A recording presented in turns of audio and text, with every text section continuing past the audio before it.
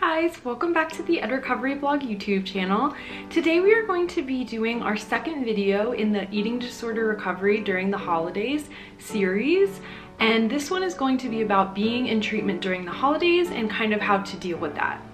So this can really be in terms of being in inpatient treatment, in outpatient treatment, whatever type of treatment you're in.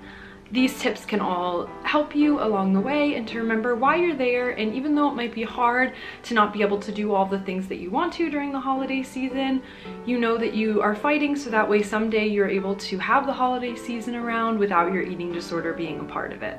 So our first thing to remind yourself of is treatment is necessary. We've said this before in some of our other videos, but really with eating disorders, unfortunately, they're such a scary disease that they're very urgent and can escalate very fast. And so a lot of the times you don't really have a choice on whether or not to start treatment. You just have to be alive.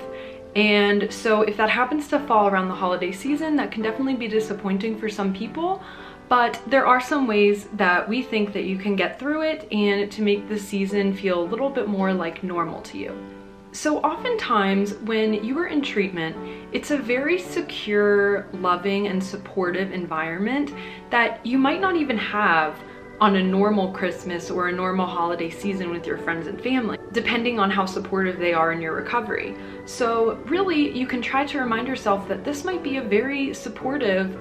holiday season, more so than it would usually be if you weren't in treatment, because the people that are in treatment are either someone going through the same things that you are, and they're going to obviously understand and be sensitive and supportive of what you're going through, and then the trained professionals that are there also, that again are trained to be able to help you through that difficult time and to give you strength when you really need it.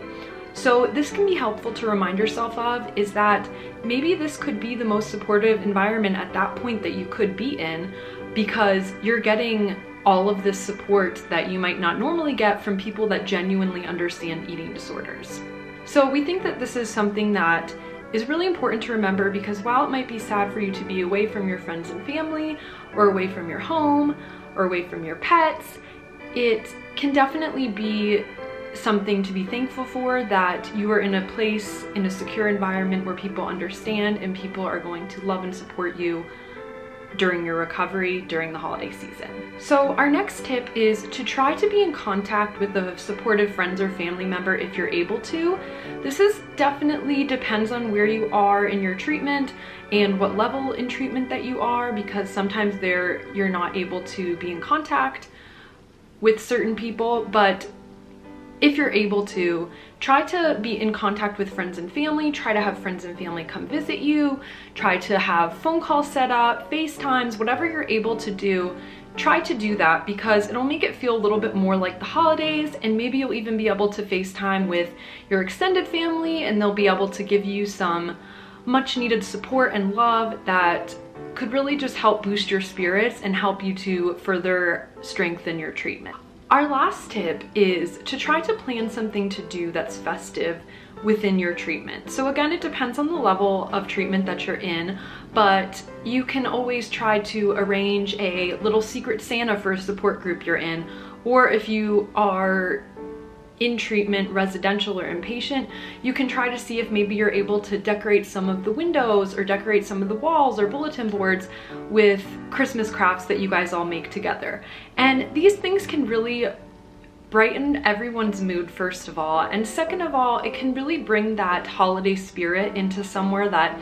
is a really hard place to be, because you are working through these issues that you have avoided working on,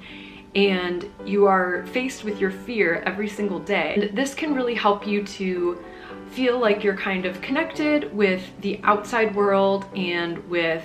other people that are enjoying the holidays. And it can also be an inspiration for future holidays, that you want to be able to live your life and you want to be able to live the holiday season without your eating disorder. Everybody knows that has struggled with an eating disorder that it is not easy, and it's very difficult to be present and to enjoy your time because you're constantly thinking about food or exercise or behaviors.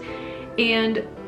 this motivation that you want to have your next holiday season without your eating disorder, or at least with it a little bit less, and each year you do that, you're going to eventually get to a point where you are able to live your holiday season and your whole life without your eating disorder. And imagine how wonderful it'll be when you're able to enjoy the holidays without your eating disorder and without all of those thoughts running through your mind.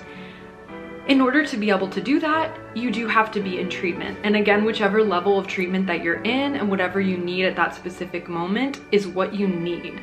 And it might be sad this year that you're missing your normal traditions at home, or you're missing your friends and family, but just try to remind yourself that you are doing this so that way you can have all of the rest of the Christmases for the rest of your life, being free from your eating disorder and being able to truly enjoy the season. So those are all the tips that we have today. Make sure you subscribe below for some more videos in our eating disorder recovery during the holidays